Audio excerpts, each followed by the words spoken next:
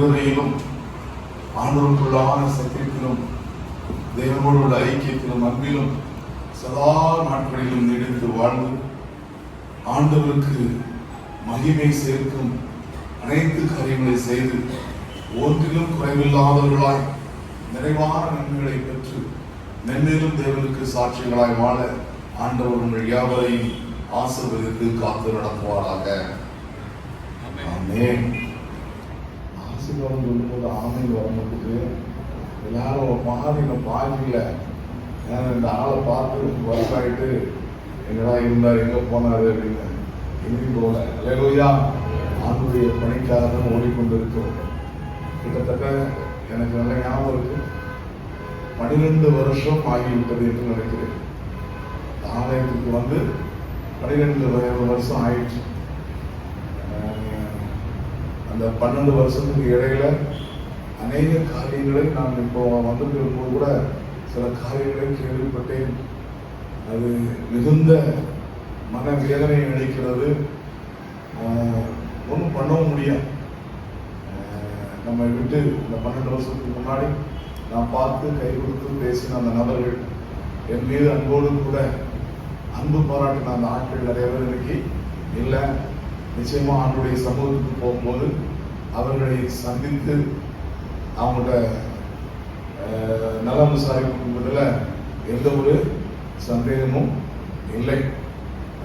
தம்பி சொல்லும்போது அப்பா வீட்டுக்கு வந்திருக்கிறோம், அடக்கத்தை கூட ஆராதனையா சில சபைகள்ல அதுல கம்யூனிட்டி சர்வீஸா கூட என்ன செய்வாங்க, நடத்துவாங்க அப்படின்னா அது கிறிஸ்தவம் மட்டும்தான். அல்லேலூயா. ஏண்டா அப்படி ஒரு நிச்சயத்தை ஆண்டவராகிய இயேசு கிறிஸ்து நமக்கு கொடுத்திருக்கிறார். இந்த பூமியின் வாழ்நாட்கள் யாருக்கும் நிரந்தரமானது கிடையாது. நமக்கு அவங்க முந்தி போயிருக்காங்க, நம்ம பின்னாடி நின்று இருக்கோம், அவ்வளவுதான். ஏன்னா கிறிஸ்து எனக்கு ஜீவன், சாவு எனக்கு ஆலயம். கர்த்தருடைய பரிசுத்தவானுடைய மரணம் அவருடைய பார்வைக்கு மிகுந்த அருமையானது. நமக்கு தான் அது அழுகையானதா இருக்கும். ஒருவேளை நம்ம சில வீட்டில் பிள்ளைங்க ஸ்கூலுக்கு போயிட்டாங்க அப்படின்னா காலையில் போயிட்டு சாயங்காலம்லாம் மத்தியானமே வந்துடுவாங்க. ஊரில் தான் சாயங்காலம், இங்கே மத்தியானமே வருவாங்க. அவங்க பிள்ளைங்க வீட்டுக்கு வராங்கன்னு அவ்வளோ சந்தோஷம் நினைச்சுவோம், போய் வரவேற்போம், அவ்வளோ சந்தோஷம். சில பேர் இருக்கிறாங்க வெளிநாட்டில் பிள்ளைங்களை அனுப்பியிருப்பாங்க, 1 வருஷமோ 2 வருஷமோ கழிச்சு அவங்க வீட்டுக்கு வராங்க அப்படின்னா அப்பா அம்மாவுக்கு அப்படி ஒரு மகிழ்ச்சி இருக்கும். அதே போல ஆண்டவர் அவருடைய பிள்ளைகளாக நம்ம இந்த பூமியில் அனுப்பி வச்சிருக்கிறார் கொஞ்ச நாளுக்கு. அல்லேலூயா. மறுபடி அவர் வீட்டுக்கு போகும்போது அவர் எவ்வளவு சந்தோஷமா இருப்பார், உண்மையா இல்லையா? அங்க பரலோகத்துல அங்க சந்தோஷப்படுகின்ற வேலைகள்ல, ஆனா இங்க நம்மளாம் என்ன செய்யறோம், துக்கப்படுகிறோம். அந்த நிலைமை மாறணும்.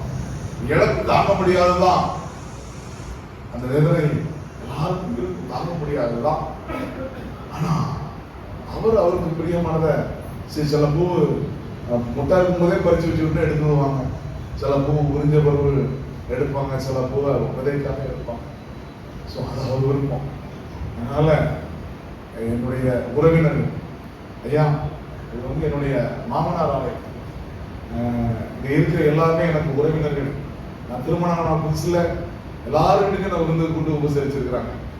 அவ்வளவு அன்புள்ள, அதாவது திருச்சபையில் எல்லாருமே தனித்தனி குடும்பமா இருந்தாலும் ஒரே குடும்பமா ஒரு சபை இருக்குன்னா நான் அதை இந்த சபையில நான் செஞ்சிருக்கிறேன், பார்த்திருக்கிறேன். அதற்காக நம்ம ஆண்டவருக்கு நன்றி செலுத்துகிறேன். அப்படி ஒரு அருமையான அன்பு குடும்பங்குள்ள மாலியம் பசங்களாம் என்ன அத்தான், பிள்ளைங்களாம் அத்தான் தான் சொல்லுவாங்க, பசங்களும் அப்படி ஒரு உரிமை. மாப்பிள்ளை மாதிரி குழந்தைய மாதிரிலாம் இங்கே இறங்கி இருக்காங்க. அவ்வளவு ஒரு அருமையான திருச்சபை. ஸோ அவர்கள் எல்லாரையும் பார்க்கும்போது மிகுந்த சந்தோஷம் அடைகிறேன்.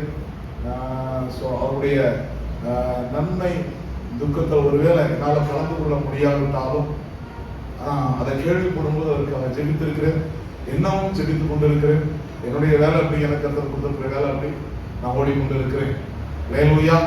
அடுத்தது அருமையான அன்பு குருவானவருக்காக நான் ஆண்டவருக்கு நன்றி செலுத்துகிறேன். ஐயாவை நான் இதுக்கு முன்னாடி எனக்கு பார்த்த ஞாபகம் இல்லை, ஒருவேளை பார்த்துருந்தாலும் பார்த்துருக்கலாம் எங்கேயாவது மீட்டிங்ல. ஆனா ஆக்சுவலி மிஷனரி ஸ்தாபனத்துக்கு தலைவராக இருக்கக்கூடிய ஆளுதான் ஐயா நினைக்கிறேன். ஆனா அங்க எப்படி குருவானவரா வந்திருக்காங்க எனக்கு தெரியல.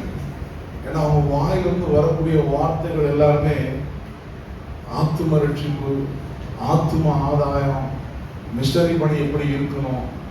ஆமா, ஒருவேளை ஐயா ரிட்டர்ன் ஆனீங்கன்னா எங்க ஊழியத்துல வந்து செஞ்சிருங்க, மிஷனரி அந்த தலைமை பொறுப்பெல்லாம் நீங்க எடுத்துடுங்க ஐயா. நம்ம அவ்வளவு திட்டமும் துரிதமாக ஒரு ஊழியம் எப்படி இருக்கணும். எங்களுடைய வேலையை அவங்க குறைச்சிட்டாங்க அப்படின்னா நாங்க வந்து சொல்ல முடியலாம், உங்களுக்கு அவங்களே சொல்லி கொடுத்தாங்க. மிஷனரிகள் வந்து கஷ்டப்பட்டு சொல்ல வேண்டிய அவசியமே இல்லை. அப்படி ஒரு போதகர் சபையில, இப்படி எல்லா சபையிலும் இப்படி ஒரு போதகர் இருந்தாங்கன்னா தேசம் வெகு விரைவா என்ன செஞ்சிடும், சந்திக்கப்படும்.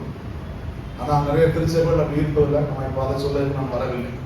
அதனால இப்படிப்பட்ட ஒரு குருவானவரை கர்த்தர் கொடுத்ததற்காக நான் ஆண்டவருக்கு நன்றி செலுத்துகிறேன். அவர்களை சந்திக்கும் ஒரு வாய்ப்பை ஆண்டவர் அந்த நாளிலே எனக்கு ஏற்படுத்தி கொடுத்ததற்காகவும் ஐயாவுக்காகவும் நான் நன்றியை தெரிவித்துக் கொள்கிறேன். தொடர்ந்து நம்முடைய வார்த்தைக்காக நாம் கடந்து செல்லலாம். எடுத்தவர்கள் வாசிக்கலாம். ஏற்கனவே நாம் வாசிக்க கேட்ட இந்த பழைய ஏற்பாட்டின் பகுதி எஸ்தரின் புத்தகம் 3ஆம் அதிகாரம் 4வது வசனத்தை வாசியுங்கள். இப்படி அவர்கள் நாளுக்கு நாள் அவனுடனே சொல்லியும் அவன் தங்களுக்கு செவி கொடாத போது தான் யூதன் என்று அவன் அவர்களுக்கு அறிவித்திருந்தபடியால் மொர்தெகாயின் சொற்கள் நிலை நிற்குமோ என்று பார்க்கிறதற்கு அதை ஆமானுக்கு அறிவித்தார்கள்.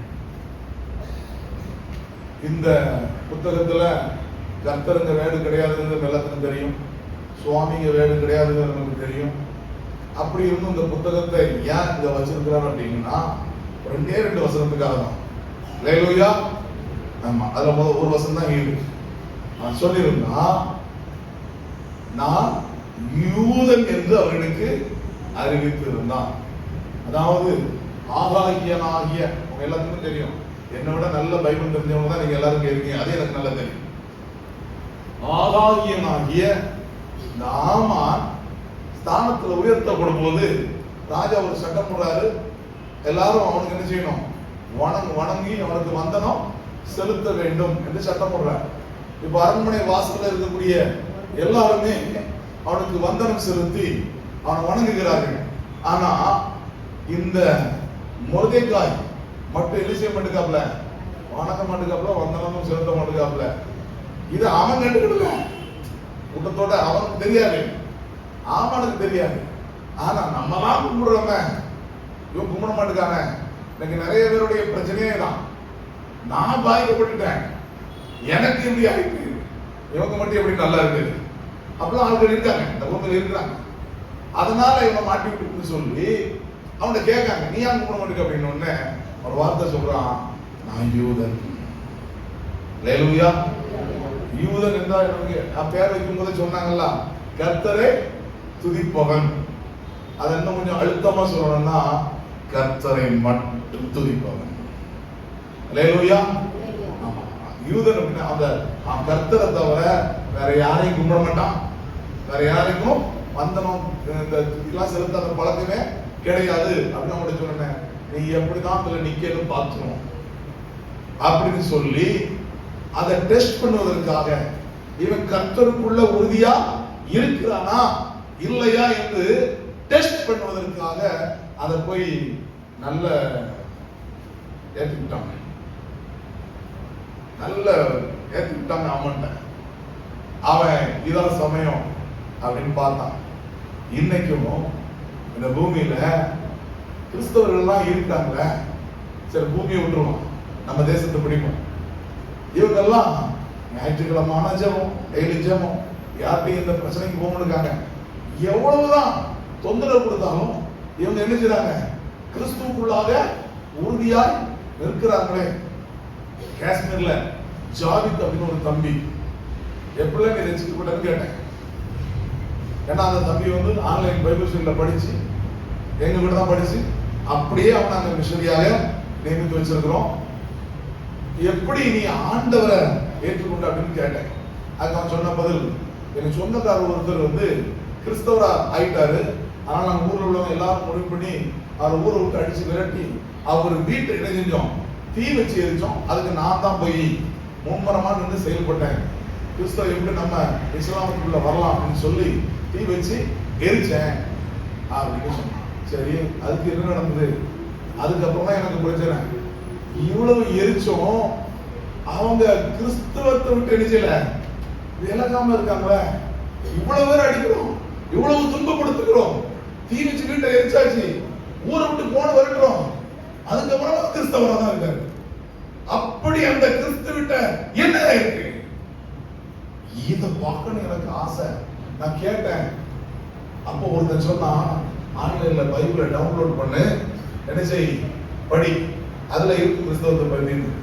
அப்படி படிக்கும் போதுதான் நான் ஆண்டவரால் தொடப்பட்டேன் என்று சொன்னான். அல்லேலூயா.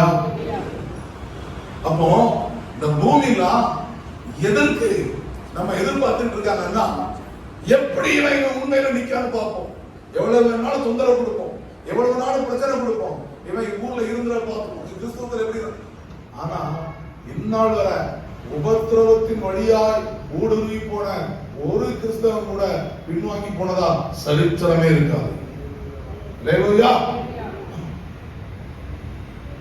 சில பேர் சொல்லுவாங்க, இந்த தாய் மதம் திரும்பி விட்டார்கள் கிறிஸ்தவத்திலிருந்து. இப்ப கூட ஒரு ஊர்ல அவங்க சர்ச்ச டெம்பிளாக மாற்றி விட்டார்கள் அப்படிலாம் சொல்லி ராஜஸ்தான்ல உள்ள இந்த காரியம் வந்திருந்தது. அவங்க எல்லாம் கிறிஸ்தவின் அன்பை உணராதவர்கள் என்று அர்த்தம். அல்லேலூயா. அதே ராஜஸ்தான்ல நிறைய சம்பவம் நடந்துட்டு இருக்கு. அடிக்கப்படுகிறார்கள், ஒடுக்கப்படுகிறார்கள். ஆனாலும் அதையும் தாங்கிட்டு ஆண்டவரை ஆராய்ந்து கொண்டிருக்கக்கூடிய கூட்டம் இருக்கிறது. ஆனா அதை வெளியே சொல்ல மாட்டான். அல்லேலூயா. ஆனா அதை வெளியே சொல்ல மாட்டான். உத்தரகாண்ட் மாநிலத்துல, உத்தரப்பிரதேச மாநிலத்துல அருமையான நம்ம தமிழ்நாட்டில இருந்து இந்த ஏசு நம்மோடு சபை, நம்ம எல் ஜோசப் ஐயா அவங்களுக்கு கீழே இருக்கக்கூடிய பாஸ்டர், அதில் பர்கூர்ல இருந்து பாஸ்டர் ஜோவிட் அங்கேயில் ஒரு பாஸ்டர், அது பக்கத்துல ஒரு ஐசக் பாஸ்டர், அது பக்கத்துல ஒரு தம்பி அவர் பாஸ்டர் தான் தாசன் சொல்லி, இவங்க 3 பேரு படித்தளத்தை, உத்தரகாண்ட் உத்தரப்பிரதேச படித்தளத்தை பார்க்கணும் அண்ணா, எங்களை கூட்டு போங்க அப்படின்னாங்க. அப்போ அவங்களோட சூழ்நிலை எல்லாம் சொன்னேன், இந்த மாதிரி சூழ்நிலை இருக்கு, நம்ம இப்படி ரகசியமா தான் போய் என்ன செஞ்சுட்டு இருக்கணும், ஆராதனை நடத்திட்டு வரணும். ஒருவேளை பிடிக்கப்பட்டாலும் ஜெயில் போக என்ன செய்யணும், ரெடியா இருக்கணும். இப்பதான் பிரச்சனை. உத்தரப்பிரதேசம் உங்களுக்கு தெரியாம இல்ல, எல்லாருமே மிஷனரி ஸ்தாபனங்களுக்காக ஜெபிக்கக்கூடிய மக்கள், அங்குள்ள சூழ்நிலைகள் எல்லாம் அறிந்த மக்கள். பிரச்சனை தான். இப்போ அதுக்கு முந்தின நாள் எங்களுக்கு வாட்ஸ்அப்ல செய்தி வருது, மறுநாள் நாங்கள் போகக்கூடிய அந்த பாஸ்போர்ட் பணித்தளத்துக்கு பக்கத்து 5 கிலோமீட்டர் தூரத்தில் இருக்கக்கூடிய ஒரு ஊர்ல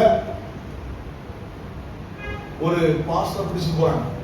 எப்படி பிடிச்சு போறாங்கன்னா, ஒரு வீட்டுல தான் வச்சு ஜெபம் நடந்திருக்காரு, வீட்டுல வச்சு குடும்ப ஜெபம் தான் நடந்திருக்காரு.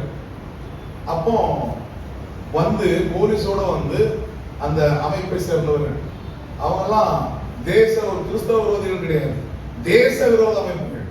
ஏன் தெரியுமா, நம்ம தேசத்துல யாரு வேணாலும் எந்த மதத்தினாலும் மாறலாம், எந்த மதத்தையும் பின்பற்றலாம் அப்படின்னு நமக்கு ஃபண்டமெண்டல் ரைட்ஸ் இருக்குது, அடிப்படை உரிமை இருக்கிறது.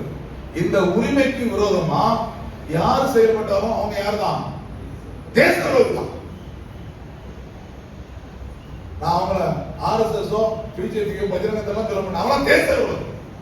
ஏன்னா தேசத்தின் அடிப்படை உரிமை சட்டத்துக்கு விரோதமாக செயல்படுகிற எவனும் தேச விரோதி. இதை நான் தைரியமா சொல்றேன்.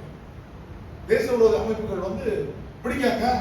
நல்லா கேட்டுக்கணும், 2 போலீஸ் மிஷின் கண்ணோட அந்த பாஸ் அந்த வீடியோ காட்சி வந்து மிஷின் கண்ணோட இவர் பாம்பன் நிக்கிறாரு, மிஷின் கண்ணோட அவர் அரெஸ்ட் பண்ணி கூட்டு போறாங்க.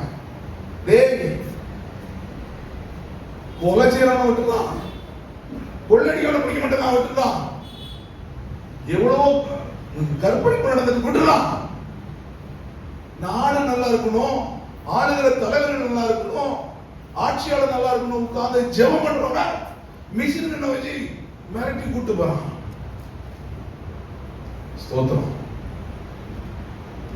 நம்ம ஜெபம் பண்ணிட்டு இருக்கோம். உண்மைதானே? பிடிச்சவங்க உள்ள போடுறாங்க, ஜாமீன் கிடைக்க மாட்டேங்குது. இந்த மாதிரி ஒரு சூழ்நிலை. இப்போ அந்த பாஸ்டர் சொன்ன இந்த மாதிரி சூழ்நிலை இருக்கு, போகலாம் பாஸ்டர் போவோம். ஏன்னா அவங்க வேற அதுக்கு நம்ம வைராக்கியமா வந்திருக்காங்க. நம்ம பாஸ்டர் மாதிரி அந்த மிஷனரி படித்தளத்துக்கு தாழ்ந்துடுவாங்க. அப்போ போகும்போது கிட்டத்தட்ட அந்த உத்தரப்பிரதேசத்துல ரோடு பாத்தீங்கன்னா 3 அடி படம் 4 அடி படம் மெயின் ரோடு அப்படி இருக்குது. தாண்டி பாஸ்டர் கேட்டாரு, இந்த ரோடு எப்படி முடியும் அப்படின்னு கேட்டாரு. இந்த ரோடெல்லாம் முடியாது, இந்த ரோட்ல இருந்து நம்ம லெஃப்ட் எடுத்து போய் அந்த ஊருக்கு லெஃப்ட் எடுத்துரும் அப்படின்னு போனோம். போய் அந்த வீட்டுல ஜெபம் நடத்துவதற்கு ஆயத்தமாகணும். நல்லா கேட்கணும், நாங்க ஜெபம் இடத்துல நாங்க ஜெபம் நடத்த தெரிஞ்சு வெளியே இருந்து வந்துட்டாங்கன்னா கண்டிப்பா எங்களை நினைச்சுவாங்க, அடிப்பாங்க, அரெஸ்ட் பண்ணுவாங்க, ஜாமீன் கிடைக்காது. இது நல்லா தெரியும். இவ்வளவு பிரச்சனை இருக்கு, போனோமா சொல்லுங்க, போனோமா? போகணும். ஓநாய்களுக்குள்ளே ஆடுகளை அனுப்புவது போல நான் உங்களை அனுப்புறேன்னு சொல்லிட்டாருல்ல, அவர் போய் தான் ஆகணும். அவரே போய் சொன்ன பிறகு நம்ம உட்கார்ந்துருந்தோம்னா நம்ம என்ன ஊழியக்காரங்க? ஆயினும் மக்கள் விசுவாசி இருக்கிறாங்க. இதுல நாங்க போனதெல்லாம் சாதனையே கிடையாது. ஏன்னா அதுக்குன்னு அர்ப்பணிக்கப்பட்ட ஆட்கள், அதுக்காகவே ஒப்பு கொடுத்து வந்த ஆட்கள், அங்க கூட சாதனையே கிடையாது. ஆனா அங்க போறோம், அங்க ஒரு 16 பேருக்கு மேல பேர் சின்ன பிள்ளைங்களை சேர்த்து சொல்றேன். மொத்தம் 14 பெரிய ஆட்கள் இருப்பாங்க, சின்ன பிள்ளைங்க கொஞ்சம் பேர். இவ்வளவு பேரும் என்ன செஞ்சாங்க, கூடி வந்துட்டாங்க வீட்டுக்குள்ள. நாங்க போன உடனே நம்ம ஊர் சைடுல வெளியே செருப்புலாம் சூழலாம் கலப்பு போட்டாங்க. கொஞ்ச நேரத்துல பார்த்தா வெளியே இருந்த செருப்புலாம் தூக்கி உள்ள அடிக்க வச்சுட்டு கதவெல்லாம் கூட்டிட்டாங்க. ஜெபம் நடக்கும். இப்போ அங்க ஊழி செய்யக்கூடிய தம்பி கரண் பிரஜாபதி, அவரு இதுல இருந்து வச்சுக்கிட்டு வந்தவர். நம்மகிட்ட சின்ன பையன்ல இருந்தே வளர்ந்துட்டு இருக்கிறார். அவரு இளங்கன்று பயம் முடியாதுங்கிற மாதிரி அங்க ஏற்கனவே பிரச்சனை, சத்தம் இல்லாம பாட்டு படிக்கணும், சத்தம் கை தட்டுறது சத்தம் வரக்கூடாது. இப்படிப்பட்ட சூழ்நிலையில அவர் ட்ரிபிள் சப்ஜெக்ட் வந்துட்டாரு பாட்டு படிக்க. நாளுக்கு நிறைய பேர் வந்திருக்கோம், நம்ம ட்ரிபிள் சப்ஜெக்ட் பாட்டு படிக்கணும், ட்ரிபிள் சப்ஜெக்ட் வந்துட்டாங்க. கார்ல போட்டு வந்துச்சு, பாட்டு படிக்கும். 2 பாட்டு வந்திருக்குங்க. 3ஆவது பாட்டுக்கு வெளியே இருந்து கிடக்குறாங்க, கதவு தட்டுற சத்தம். இந்த உட்கார்ந்த பாஸ்டருக்குலாம் அப்படியே அந்த இடத்துல இருந்தாலும் தெரியும், அப்படி ஒரு த்ரில்லிங் பின்வாசல் ஒண்ணு இருக்கு. நான் என்ன நினைக்கிறேன்னா, ஒருவேளை அட்டாக் பண்ண முடிஞ்சாங்கன்னா இந்த பாஸ் போறப்போ வெளியே தெரிஞ்சிடணும், கதை போடணும் பின்வாசல். அவங்களுக்கு மொழி தெரியாத, நமக்கு தெரியும், போய் எதனாலும் பேசிக்கலாம், அவங்களுக்கு தெரியாத மாற்றக்கூடாது.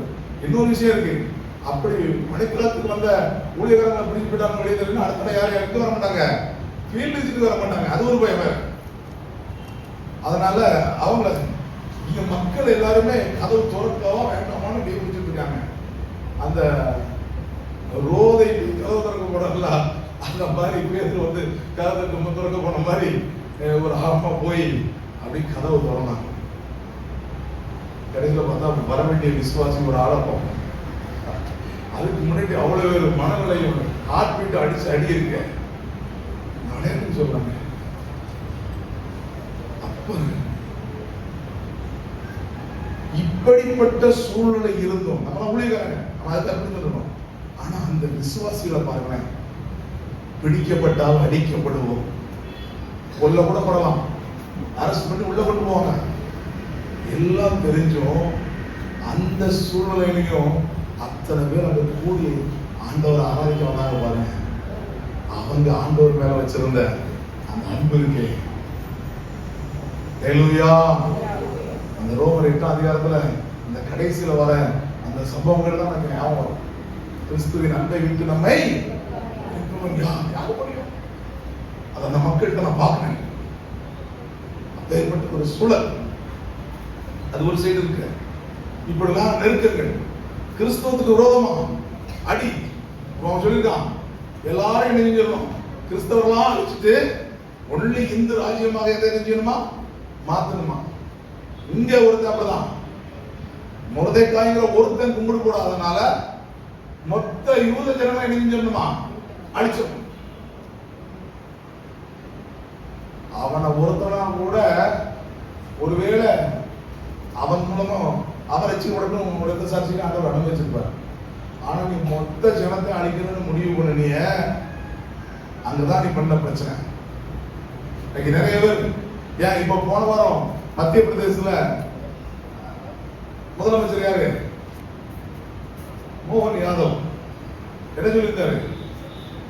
மதம் மாறினாலும் மதம் மாற்றினாலும் தூக்கில போடணும்னு சட்டம் கொண்டு வரணும். அவரு கூட தேச விரோதி. இவங்கெல்லாம் எப்படி தேசத்தை ஆளுப்படி வந்தாங்கன்னு தெரியல. நாட்டோட அரசியலமைப்பு சட்டம் என்னன்னே தெரியாதவன் நீங்க நாட்டை ஆண்டுட்டு இருக்கான். நாங்க அதுக்காண்டி ஜெபம் பண்ண வந்தானது. அன்னைக்கு சாயங்காலமே மறு அறிக்கை இருக்கிறார். நான் வாய் தவறி தெரியாமல் அதை சொல்லிவிட்டேன். அல்லேலூயா. நம்ம அது கட்டி கேட்டீங்க வச்சிருக்காரு. அவருக்கு ஏசுற வீடியோ இருக்குது, அவர் மன்னிப்பு கேட்டது இருக்குது.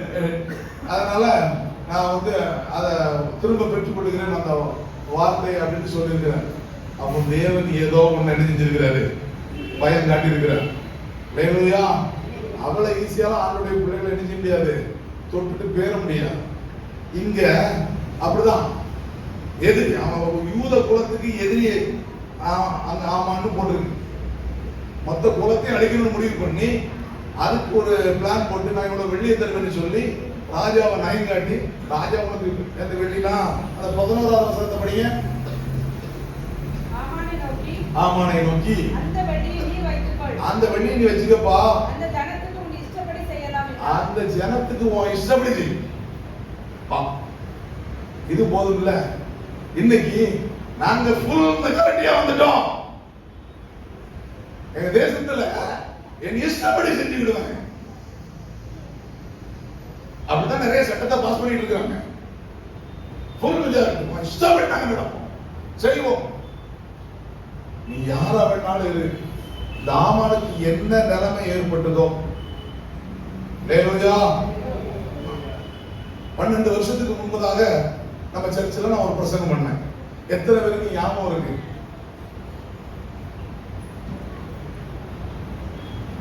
சொல்லுங்க.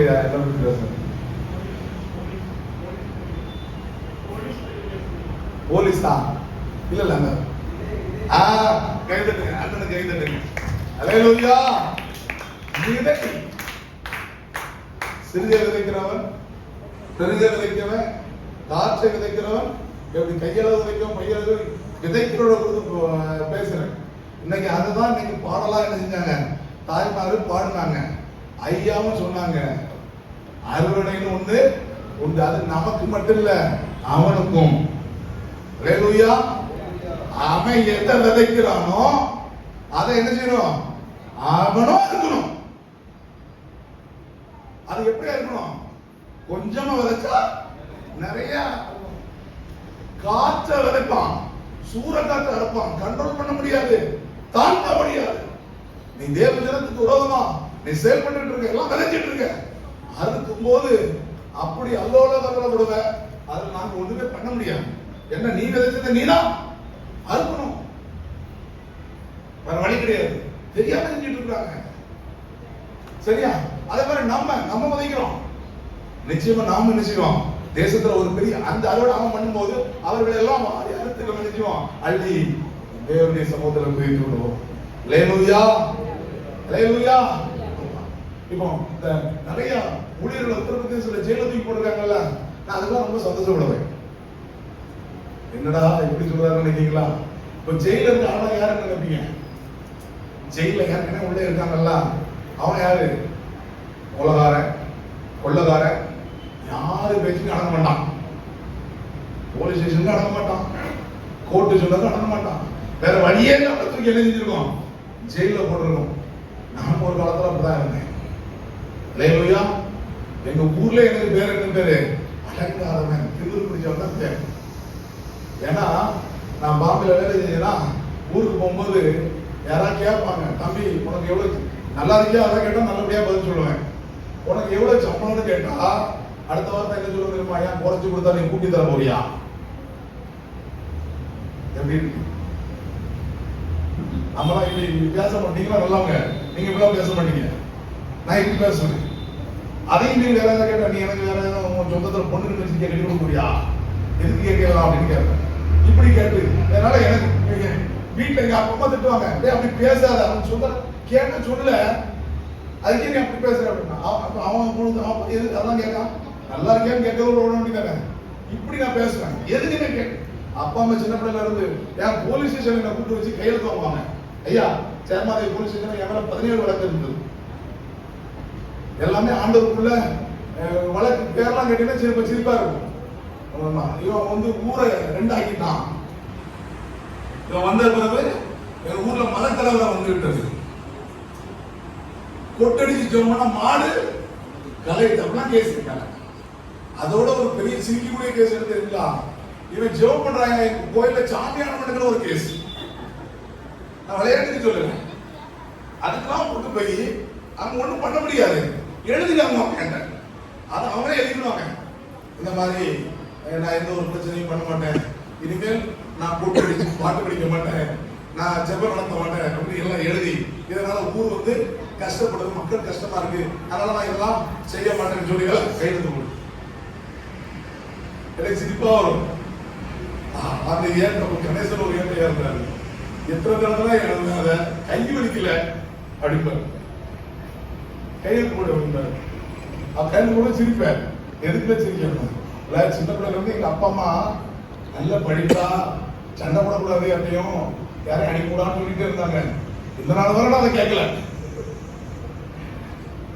நான் எங்க அப்பா அம்மா நல்லது சொல்லியே நான் கேட்கல, அதுக்கே அடக்கல. ஆனா நான் இப்ப நல்லது செஞ்சுட்டு இருக்கேன். ஆனா இதை செய்யாத நீங்க சொல்லுவீல, நான் கேட்பனா? கேட்க மாட்டேன். என்ன அடிச்சு ரத்த போரையாக்கி அப்படி கொண்டு அவங்க பாருங்க நைட்டு தூக்கி போயிருக்காங்க. ஒரு சர்ச்சு 2 போட்டிருக்காங்க. என் கூட வரவங்களாம் விடுதலை பண்ணியாச்சு. என்ன மட்டும் என்ன சொன்னா அவன் சரிவா சொல்லிட்டான், இவன் தான் மெயின், அதனால அவனை கொள்ளுங்க, இதுக்கப்புறம் கிறிஸ்தவத்தை பத்தி பேசவே கூடாது அப்படின்னு சொல்லிட்டாங்க. அதனால போட்டு நல்லா அடிச்சுட்டான், ரத்த போரையாக்கி சட்டையெல்லாம் கிழிச்சு. அப்பவும் வெளியே போகும்போது அப்படின்னு அனுப்புறாங்க, எப்படி கொண்டு வந்தியோ அப்படியே கொண்டு வந்து நான் போய் வச்சிருக்கேன். நைட்டு தூங்கிட்டு இருந்தோம், தூக்கிட்டு வந்து 2 மணிக்கு போன் அனுப்பி வைக்க அப்படியே கொண்டு விட, இல்லைன்னா போக மாட்டேன், இங்கதான் இருப்பேன். உனக்கு கொழுப்பு ஜாஸ்தியா என்ன சொல்லிக்க. பரவாயில்ல ரோந்து போகும்போது சீட்டில் போட்டுட்டான், இறங்கி விட்டான். அன்னைக்கு ஞாயிற்றுக்கிழமை இறங்கி போறேன். அப்போ எங்க ஊர்ல 4 கிறிஸ்தவ குடும்பம் தான் எங்க குடும்பத்தை சேர்ந்து. அந்த பிள்ளைகள் ஆட்கள்லாம் என்ன கண்ட உடனே ஒப்பாரி விட்டாங்க. ஏன் அழுதிய? நானே ஆண்டவருக்காக அடிபட்டு வந்து எனக்கு சந்தோஷத்துல இருக்கேன். அந்த சந்தோஷத்துல மண்ணலி பொழுதில அழாதுங்க. ஜெபம் பண்ணிடலாம், ஜெபம் நடத்துங்களா இன்னைக்கு? அது எப்படி தப்பி முடியும்? பொட்டை எடுத்துட்டு வாங்க, இல்ல அங்க எழுதி கொடுத்துருக்காங்க, பொட்டை எடுத்துட்டு வா. என்ன செய்ய? பாட்டு உடனே ஒரு பாட்டு எழுதி, ஆபத்து காலத்தில் சோர்ந்து போவாயானால் உன் பலன் குறுகியது. அந்த பாட்டு படிச்சா நேரம் ஆகும் இல்லையா? அத எப்படின்னா, யோர்தானில் தண்ணீர் தரைமட்டு வரும்போது நீ ஒதுக்கி நின்ன அப்படின்னா, வெள்ளம் பிரவாகித்து வரும்போது என்ன செய்வ? காலாட்களோடு ஓடும் போது உன்னை இழைக்க பண்ணுவார்கள் என்று சொன்னால், குதிரை வீரரோடு நீ எப்படி ஓடுவ? காற்று புயல் அடிக்கும் போது, கர்த்தர் இயேசு படகுல இருக்கும் போதே நீ ஓட அளப்பா கதறணும். அழுதனா நாளைக்கு ரத்த சாட்சியா எப்படி மதிப்பாண்டு இருக்கு அப்படின்னு உடனே எழுதி அந்த பொட்டு எடுத்து வச்சு பாடணும். பொட்டு அடிக்கவும் அடுத்த கம்ப்ளைண்ட் போயிட்டு, ஐயா இவ்வளவு சொல்லியும் அவன் கேட்க பழம் வந்து எழுதிடான், பொட்டு அடிச்சுட்டு இருக்கான். அவங்க ப்ராசஸிங்லாம் முடிச்சுட்டு வரைக்கும் 1 மணி நேரம் தாண்டிடும், அது எனக்கு தெரியும். அதுக்கு மட்டும் நம்ம பிரேயர் முடிஞ்சிடும். ஹல்லேலூயா. ஆமா முடிஞ்சு. இப்போ அடுத்த வந்து இல்ல நீ என்ன தெரியும் கேட்க முடியாது. வண்டியில ஏறினா அடுத்த நாள் அந்த மாதிரி இல்ல, ஏன்னா அது போட்டு போன நிக்காது, கேட்டு நிக்காது, அதான் தெரியும். அதனால இங்கே டீல் 1000 ரூபா வாங்கிட்டு எழுதி 2000 வைக்கிறது. பல மணி அதான் சொல்லுங்க. என்ன சொன்னாலும் ஒருத்தன் திருந்த மாட்டானா? அதுக்கு முன்னாடி எனக்கு தாராவி ஸ்டேஷன்ல நிறைய கேஸ். எதுக்கு? ரோட்ல இருக்கவன அடிச்சது, சர்ச்சில் சண்டை போட்டது, ஒரு ஆளை போய் வெட்டுனது அப்படின்னு அதுக்கெல்லாம் கேஸ் இருக்கு. அதுக்கு முன்னாடி ரசிக்கப்படக்கு முன்னாடி. அதனால எனக்கு இந்த கேஸ் ஒன்றும் பெருசு கிடையாது. ஆனா ஆண்டவருக்குள்ள வந்த பிறகு கேஸ் அப்படியே மாறுது. இப்போ விளங்காதவனா இருக்க ஒருத்தனுக்கு சுவிசேஷம் வரணும். இப்ப ஜெயிலுக்குள்ள இருக்கான். அதுக்குதான் ஊர்ல இருக்க மிஷனரியை பூரா பிடிச்சு கொண்டு ஜெயில கூட தான் யோகி ஆதித்யநாத். சொல்லுங்க அல்லேலூயா. நான் அதை விசுவாசிக்கிறேன். இன்னைக்கு ஜெயிலுக்குள்ள எத்தனை ஆராதனை நடக்கும் எனக்கு தெரியாது. ஆனா ஒண்ணு மட்டும் தெரியும், ஜெயிலுக்குள்ள இவங்க போயிருக்கிறதுனால கண்டிப்பா பல அடங்காத ஆட்கள், பல தும்மல் பிடிச்ச ஆட்கள், பல கோபக்கார ஆட்கள், பல சண்டை போடுற ஆட்கள், பல கொலைகாரர்கள் எல்லாம் இவங்க கர்த்தருக்குள்ளாக மாற்றிருப்பார்கள். அல்லேலூயா. இனி அவங்க ரிலீஸ் ஆகி வெளியே வரணும்ல, நீ இவங்கள உள்ள வச்சிருவ, அவன் வெளியே வருவான். அவனை என்ன பண்ணுவேன்? அன்னைக்கு இருக்கு உத்தரப்பிரதேசத்துக்கு எழுப்புதல். அல்லேலூயா. இது அடிக்கவே முடியாது. ஆமா, எங்க ஊர்ல வெளியூர்ல இருந்து யார் வந்தாலும் அடிச்சு விரட்டி விட்டுருவான், கொட்டை கழிச்சு விட்டுருவான், அடிச்சு விரட்டி விட்டுருவான். இப்ப கடைசியில பார்த்தாரு, ஊர்ல எவன் உருப்படாதுன்னு பாரு, தூக்கவன. இப்ப என்ன ஒண்ணுமே பண்ண முடியல, வேற வழியே இல்லை. கோர்ட்ல இருந்து ஆர்டர் கொடுத்தான், கூத்தாவணிக்குள்ள சர்ச்சுக்கு பெர்மிஷன் கிராண்டட். எனங்களை தட்டி அவங்க பயப்படுதுங்க. வேலையா? ஆமா, இதே மாதிரி வேற வழியே இல்லாம ஆலயத்துக்கு பெர்மிஷன் கொடுத்து உத்தரப்பிரதேச ஊர ஆலயமாய் மாறப் போகிறது. ஆண்டவரை ஆராதிக்கிற கூட்டம் பெருக போகிறது. சந்தேகமே இல்லை. இது தெரியாம விளையாண்டுட்டு இருக்காங்க அவங்க. அது நடந்து போட்டு இங்க அதான் அதுக்கு எக்ஸாம்பிள் தான் இது. யாருன்னு தெரியல, அவன் கர்த்தரை சொல்லி கொடுக்கணும். அதுக்கப்புறம் நடந்த சம்பவங்கள் நமக்கு நல்ல தெரியும். ஆனால் 6வது அதிகாரம் 13வது வசனத்தை படிங்க. இல்ல 6வது அதிகாரம் 13வது வசனம். ஆமான் தனக்கு நேரிட்ட எல்லாவற்றையும் தன் மனைவியாகிய சிரேஷுக்கும் தன் சிநேகிதர் எல்லாத்துக்கும் அறிவித்த போது அவனுடைய ஆலோசனைக்காரரும் அவன் மனைவியாகிய சிரேஷும் அவனை பார்த்து மொர்தெகாய்க்கு முன்பாக நீ தாழ்ந்து போக தொடங்கினீர். இதை அண்டர்லைன் பண்ணுங்க. அவன் கர்த்தரை துதிக்கிற குலமானால் நீர் அவனை மேற்கொள்ளாமல் அவனுக்கு முன்பாக தாழ்ந்து போவது நிச்சயம். அல்லேலூயா. நாமெல்லாம் கர்த்தரை துதிக்கிற குலம். நாம கர்த்தரை துதிக்கிற குலம்ங்கிறதுனால இந்த உலகத்துக்கு முன்னால நாம ஒரு நாளும் தோற்று போவதே இல்லை. இப்போ மோடி கொண்டாடி விட்டு தூர போயிட்டாரு, இல்லட்டா அவர் கொண்டாடி சொல்லி இருக்கும், அவன் கர்த்தரை துதிக்கிறவன்பா, அவன் வம்பு பண்ணாத, நீ அவன் முன்னாடி கண்டிப்பா தோத்துக்கிறன்னு சொல்லியிருப்பான். அமித்ஷா முன்னாடி கண்டிப்பா சொல்லிட்டு இருப்பான், ஐ வில் தட். ஹalleluya. நான் விசுவாசிக்கிறேன், கண்டிப்பா நடக்குதா இல்லை மட்டும் பாருங்க. தேவனுடைய ஜனம் தோற்றதாக சரித்திரம் எழுதப்பட்டதும் இல்லை, எழுதப்பட போவதும் இல்லை. நிச்சயமாக நம் தேசம் ரட்சிக்கப்படுவதை நம் கண்கள் காணும், காதுகள் கேட்கும். நாம பண்ணுகிற ஜெபம் வீட்பவர். அவ்வளவு உட்கார்ந்து வீட்டுல கூட ஜெபம் பண்றீங்க, தாய்மார கூட ஜெபம் பண்றீங்க, தந்தைமார இடத்துல கூட ஜெபம் பண்றீங்க. இந்த தேச ரட்சிப்புக்காண்டி நம்ம ஜெபத்தை கேட்டு அவர் அதை செய்யாம இருப்பாரா? கண்ணு பார்க்கும்போது நடக்கும். நிறைய காரியத்தை சொல்ல முடியும். நான் உட்கார்ந்துட்டாரலாம், இவெல்லாம் ஒரு பெரிய ரவுடி, அவ்வளவு பெரிய குடிகாரரு. அவர் ரட்சிப்புல நடத்தின ஆளை பார்த்து வச்சுக்கோங்களேன், ஸ்டீவன் சொல்லி ஒரு தம்பி இவ்வளவுதான் இருப்பான், ஒரு கால் ஊனம், ஹேண்டிகேப்.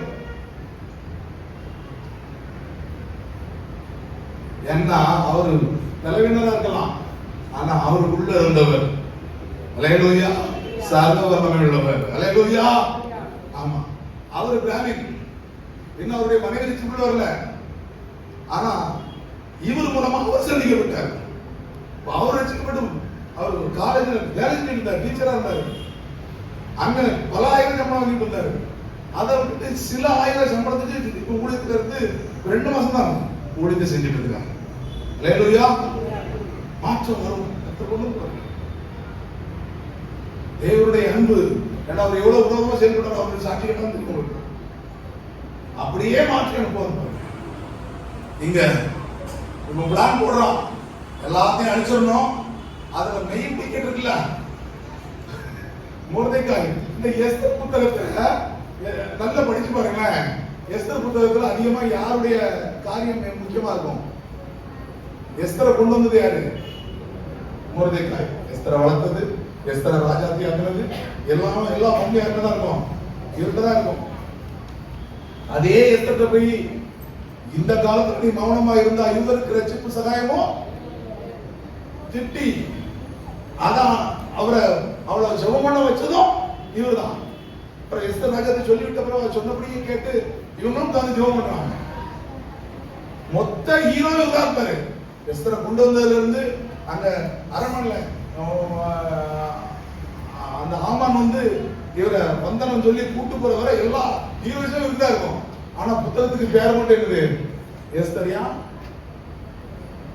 ஏன் வச்சிருப்பாங்க நினைக்க? நீ என்ன ஹீரோவா இருந்தாலும் ராஜா கூட உறவுல இருக்குது யாரு? எஸ்தர் தான். அதே போல என்னதான் செயல்பாடுகள்ல இருந்தாலும் மாண்டோரோடு கூட உறவுகள் இல்லைன்னா பேர் வராது. ஹல்லேலூயா. ஆமா, நிறைய பேர் நான் அதை அப்படின்ற எல்லாம் பண்ணேன், ஆனா கர்த்தரோடு கூட உறவுல மெயினா இருக்கும். ஹல்லேலூயா. ரொம்ப முக்கியம். கடைசியில் என்ன நடந்தது? எந்த அதை மட்டும் படிச்சிடலாமா? அது அடுத்த பகுதிக்கு 7 அதிகாரம் கடைசி வசனம். அப்படியே ஆமான் மொர்தெக்காய்க்கு ஆயத்தம் பண்ணின தூக்கு மரத்தில் ஆமானையே தூக்கி போட்டார்கள். அப்பொழுதுதான் ராஜாவின் உக்கிரகம் தணிந்தது. ஆண்டவர் பயங்கர டென்ஷன்ல இருக்காரு. நம்ம ராஜாதி ராஜா பயங்கர டென்ஷன்ல இருக்காரு. வீட்டுக்குள்ள ஜெபம் ரெண்டு பேருக்கு பிடிக்க, கிறிஸ்தவனையும் பிடிக்க. உத்தரகாண்ட்ல கிறிஸ்தவன் வீடுல போய் நீ ஜெபம் பண்ண கூடாது, ஜெபம் பண்ண கூடாது வரைக்கும் மிரட்டிருக்கீங்க. வீடுகள் கூடி ஜெபம் பண்ணல, தனியா இருக்க வீடுகள்ல நீ எப்படி மாறின, உனக்கு இங்க யாரும் சொல்ல வந்தா அப்படின்னு சொல்லி மிரட்டி மாத்திட்டு இருக்காங்க. அவ்வளத்தையும் பார்த்துட்டு இருக்கிறாரு. ஒரு நாள் வரும், நீ தோண்டின குழியில ஹல்லேலூயா நீ கிறிஸ்தவர்களுக்கு விரோதமாய் பண்ணி வச்சிருக்கிற சட்டத்துல மொத்தமா நீ தான் தொங்க போற. புரியுதா புரியலையா? ஹல்லேலூயா. எதை நீ விதைச்சிருக்கியோ அதை கண்டிப்பாக அறுத்து தீர்வாய். இப்போ இதுல நம்ம பார்க்க வேண்டியது ஆபத்தில் இருந்த அழிக்கப்பட வேண்டும் என்றிருந்த தேவ ஜனங்களே, அழிக்கப்பட வேண்டும் இருந்த மக்களுக்காக போராடினது 2 பேர். யாரு? எஸ்தரும் மொர்தெக்காய். போராடி ஜெபித்து செயல்பட்டு அதை காப்பாத்தினாங்க. இன்னைக்கு நம்ம தேசம் நமக்கு எதிரியா இருக்கு. யூதருக்கு எதிரியா இருந்தா ஆமான் இருந்தான். இன்னைக்கு நமக்கு எதிரியா இருக்கா? ஆத்மாக்களுக்கு எதிரியா இருக்கான் சாத்தான், பிசாசு. அவனுக்கு விரோதமாய் அவன்கிட்ட இருந்து செயல்பட்டு ஆத்மாக்களை காக்க வேண்டிய ஒரு கட்டாய பொறுப்புல நாம இருக்கிறோம். சரியா? இப்ப அடுத்த லூக்கா 5ஆம் அதிகாரம் 17ஆவது வசனத்திலிருந்து படிக்கிறேன். அவர் உபவாசித்துக் கொண்டிருக்கிற போது லூக்கா 5:17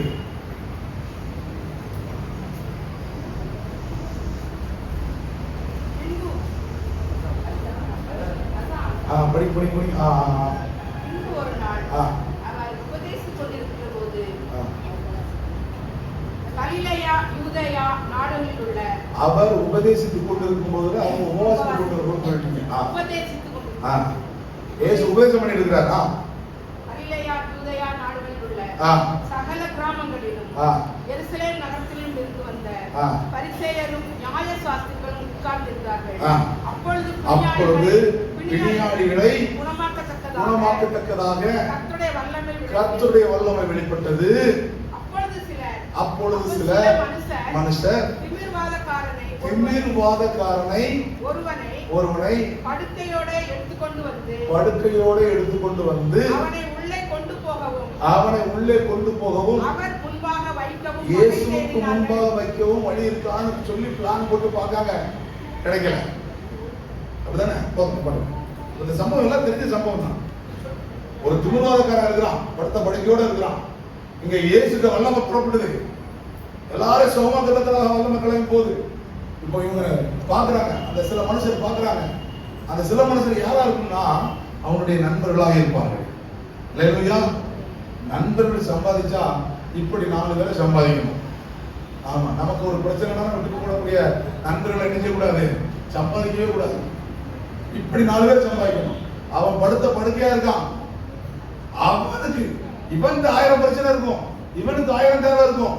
ஆனா அதெல்லாம் மறைச்சிட்டு என் நண்பன் ஒருத்தன் தேவையோடு இருக்கான், அவன் விடுவிக்கப்பட வேண்டும், அவன் மீட்கப்பட வேண்டும் என்பதற்காக அவனுக்கு படுக்கையோட கட்டளோட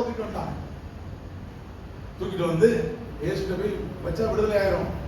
ஆனா கூட்டம் கிட்ட போக முடியல.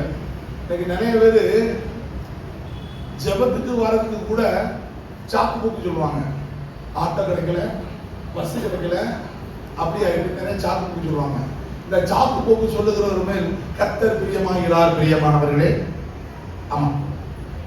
ஆனா இவங்க சாக்கு போக்கு சொல்ல, கூட்டம் இருக்கு, இவனை எப்படியாவது காப்பாற்றலாம்னு வந்தான். இவன் நேரம் உலகத்தை எப்படி கொண்டு போவேன் அப்படிலாம் நினைக்கல, எப்படியாவது கொண்டு போய் ஆகணும்.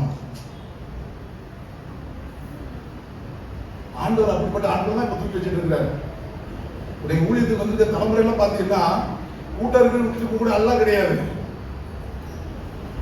எப்படி ஆகிலும்.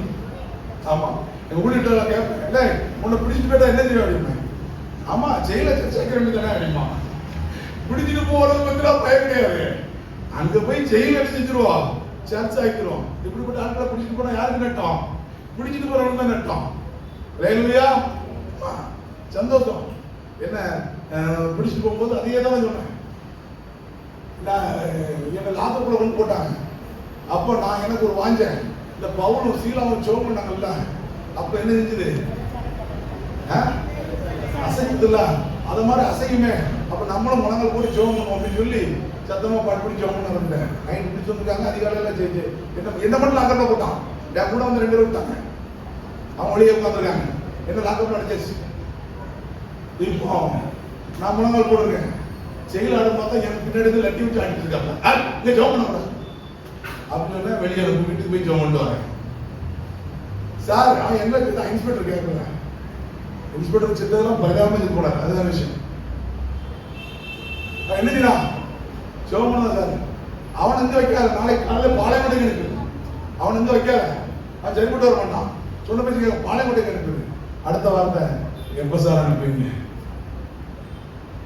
பெரியவங்க எப்படி போய் கேட்க, எனக்கு ரொம்ப நாளா பாளையங்கோட்டை ஜெயிலுக்கு போன ஆசை, அங்க போய் ஊழியன்னு ஆசை.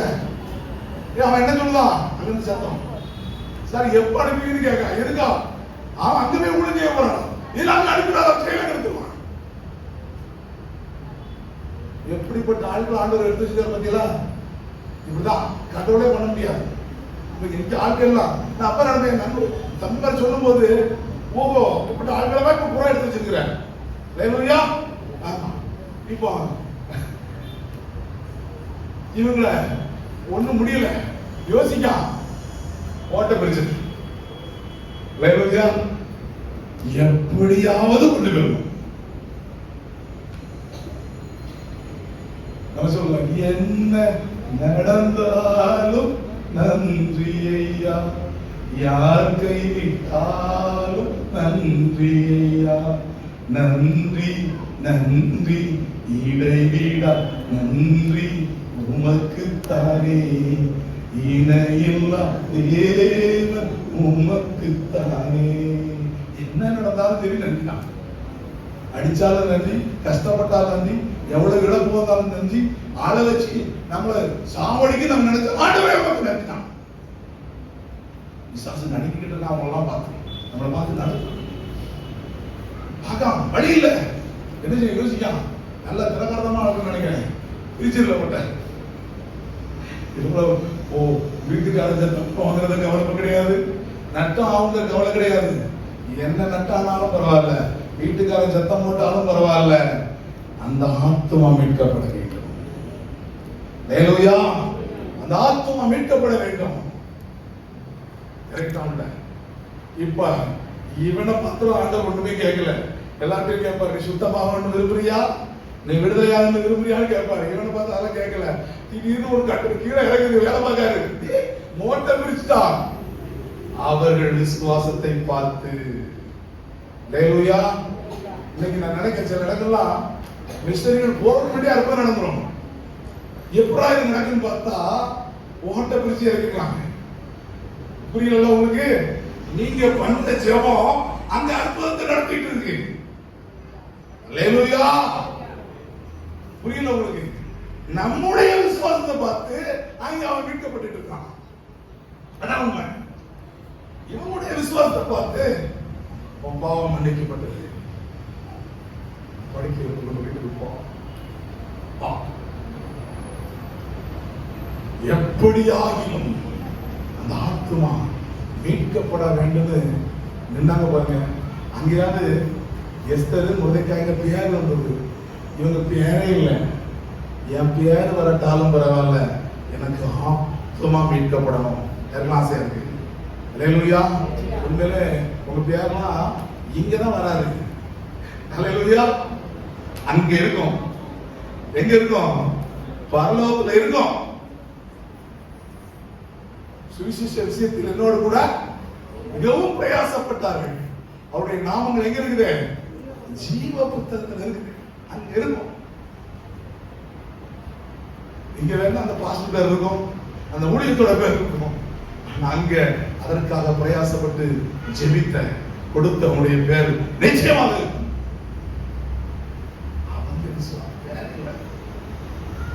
அடுத்தது ஒரு ஆண்டு பாருங்க. 1 கொரிந்தியர் 9ஆம் அதிகாரம் 19ஆம் வசனத்தை வந்து படிக்கல, படிச்சிரும். நான் ஒருவருக்கும் அடிமைப்படாதவனாயிருந்தும் நான் அதிக ஜனங்களை ஆதாயப்படுத்திக் கொள்ளும்படிக்கு என்னைத்தானே எல்லாருக்கும் அடிமையாக்கினேன். யூதரை ஆதாயப்படுத்திக் கொள்ளும்படிக்கு யூதருக்கு யூதரை போலவும் நியாய பிரமாணத்துக்கு கீழ்ப்பட்டவர்களை ஆதாயப்படுத்திக் கொள்ளும்படிக்கு நியாய பிரமாணத்துக்கு கீழ்ப்பட்டவனை போலவும் ஆனேன். நியாய பிரமாணம் இல்லாதவர்களை ஆதாயப்படுத்திக் கொள்ளும்படிக்கு அவர்களுக்கு நியாய பிரமாணம் இல்லாதவனை போல ஆனேன். அப்படி இருந்தும் நான் தேவனுக்கு முன்பாக நியாய பிரமாணம் இல்லாதவனாயிராமல் கிறிஸ்துவின் பிரமாணத்துக்கு உள்ளவனாயிருக்கிறேன்.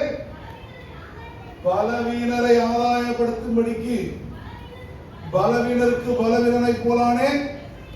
எப்படியாகிலும் சிலரை ரட்சிக்கும்படிக்கு நான் எல்லாருக்கும் எல்லாம் ஆனேன். ஹல்லேலூயா. பவுல் என்கிற மனுஷன் எவ்வளவு திமிர் பிடிச்சான்னு நமக்கு தெரியும். அவன் எப்படியாகிலும் கிறிஸ்துவை பின்பற்றினரை அழித்து விட வேண்டும் என்று சொல்லி கங்கணம் கட்டிக்கிட்டு நிருபங்களை வேலை கேட்டு வாங்கிட்டு போனான். கர்த்தர் அவனை சிந்தித்தான். அவ்வளவு பக்தி வைராக்கியம் இருந்த ஒரு மனுஷன். அவன் சொல்றான், எனக்கு அது முக்கியம் கிடையாது. நியாய பிரமாணம் இருக்கு இல்ல, திருத்த சேதனை இருக்கு இல்ல, நான் பெருமை பாராட்டலாம். நான் திருத்த சேதனை பண்ணவன் நியாய பிரமாணிக்கணும், நான் பரிசையில் சொல்லிட்டு பெருமை பாராட்டலாம். அது எனக்கு முக்கியம் அல்ல. எனக்கு முக்கியம் எப்படியாகிலும். ஹல்லேலூயா. தமிழ்நாட்டில் ஒரு பிரச்சனை நடந்தது. என்ன பிரச்சனை? ஹிந்தி சொல்லுங்களேன். ஹிந்தி எதிர்ப்பு போராட்டம் நடந்து கொண்டிருக்கிறது. அது நடந்துட்டு போட்டு, அது அரசியல், அது நடந்து போட்டு. எனக்கு ஏன் மோடிலாம் முக்கியம் கிடையாது, ஆத்துமாதான் முக்கியம்.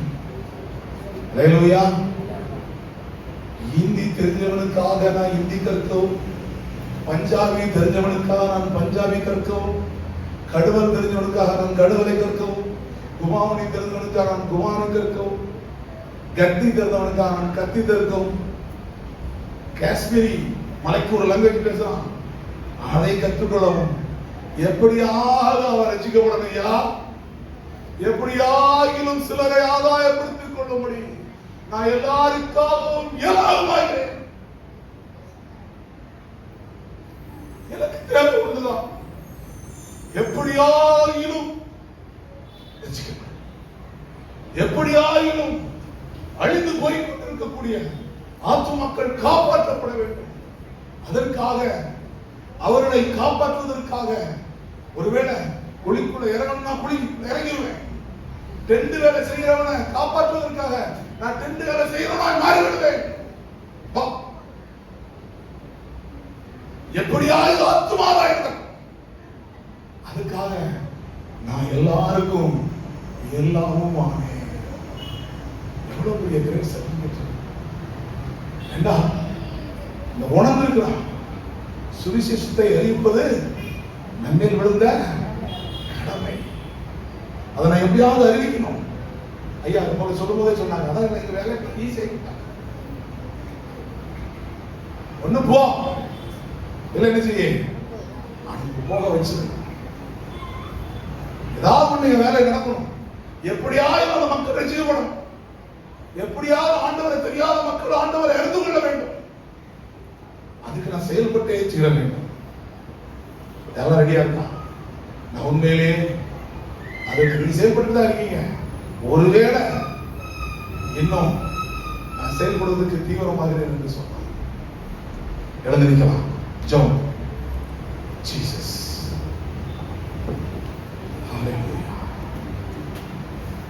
கிருபையுள்ள நல்ல ஆண்டவரே, அப்பா, ஆண்டவரை அறிந்த எங்களுக்கு அதிக பொறுப்புகள் இருக்கிறதா? அறியாமல் இருந்தா அது விஷயம் வேற. உங்களை பற்றி நல்லா தெரியும். நம்முடைய வேதம் என்னவென்று எங்களுக்கு நல்லா தெரியும். சத்திய வேதம் எதை சொல்லிக் கொடுக்கிறது என்று எங்களுக்கு நல்லா தெரியும். ஆண்டவரே, அதை தெரிந்திருக்கிற நான் என் ஜனம் அழிந்து கொண்டிருப்பதை நான் பார்த்து கொண்டிருப்பேன் என்று சொன்னால், அதற்கு அவர்கள் எடுக்கின்ற முயற்சியை தெரிந்தும் அதற்காக நான் எதிர்த்து செயல்படாமல் இருப்பேன் என்று சொன்னால், I am not a Christian.